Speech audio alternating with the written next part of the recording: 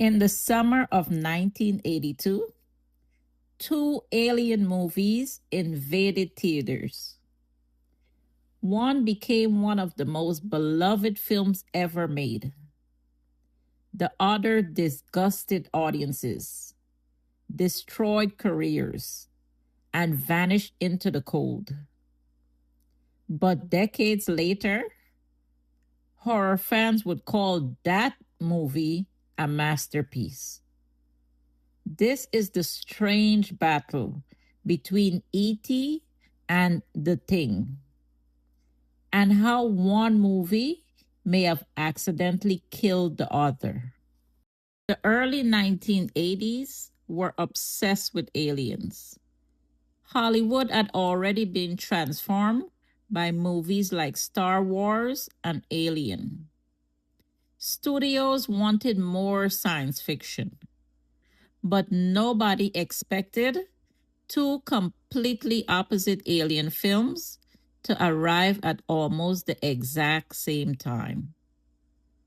On one side was Steven Spielberg's E.T., a warm story about friendship, childhood, loneliness, and wonder.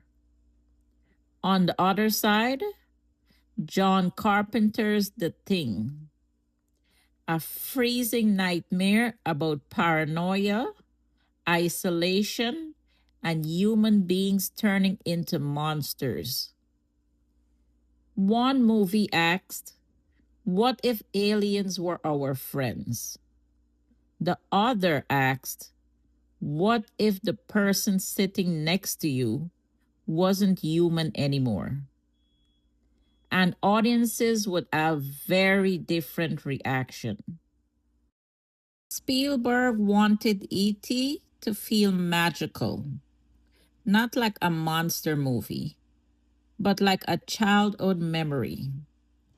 Cast and crew described the set as warm, emotional, almost dreamlike. Pizza, candy, kids laughing between takes. Even the alien itself was treated almost like a real actor. The crew reportedly tried to protect the illusion for the children on set. And somehow, audiences connected immediately. E.T. wasn't terrifying, it was vulnerable, lonely, lost. It hit audiences emotionally in a way science fiction rarely had before. Critics called it beautiful. Families returned to theaters again and again. And within weeks, E.T. became a cultural phenomenon. John Carpenter, The Thing, could not have been more different.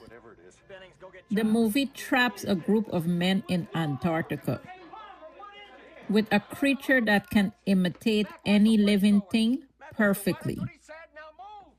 Nobody knows who's human. Nobody trusts each other. And the monster, it doesn't simply kill people, it absorbs them, twists them, rebuilds them into something horrifying. Even today, the practical effects still shocks audiences. Heads splitting open, spider-like mutations, melting flesh, human beings becoming something impossible to understand. And in 1982, audiences were not ready for it. Then the collision came. E.T. exploded in theaters.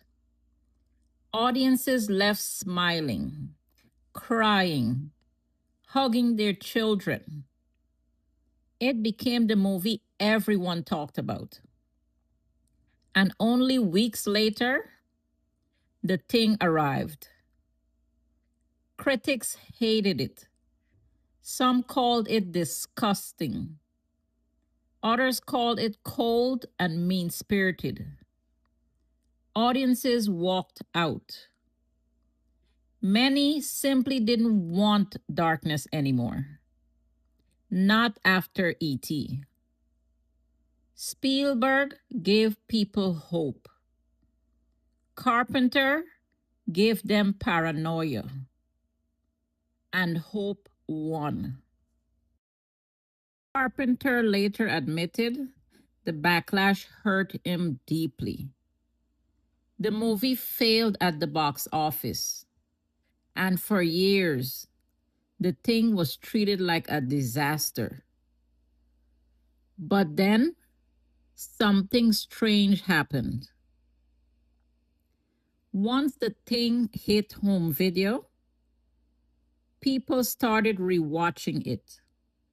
Slowly, horror fans began realizing something. The movie wasn't dumb. It wasn't pointless. It was brilliant. Every conversation became a clue.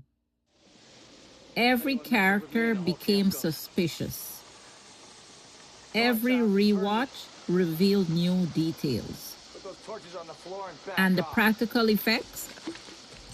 They aged better than most CGI ever made. Today, many horror fans consider The Thing one of the greatest horror movies ever created. Which raises a question. Did audiences reject The Thing because it was bad, or because it arrived at the wrong moment in history? And this is where the debate begins. Which movie actually aged better? E.T. became a timeless family classic, but The Thing became something else entirely, a cult obsession. One film represents comfort, the other represents fear. One says humanity can connect, the other says humanity cannot trust itself. And maybe that's why both movies still matter. They reflect two completely different visions of human nature: a hope and paranoia. More than 40 years later, audiences are still arguing over these films.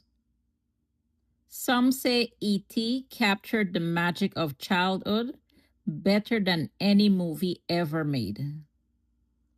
Others believe The Thing is one of the greatest horror films in cinema history.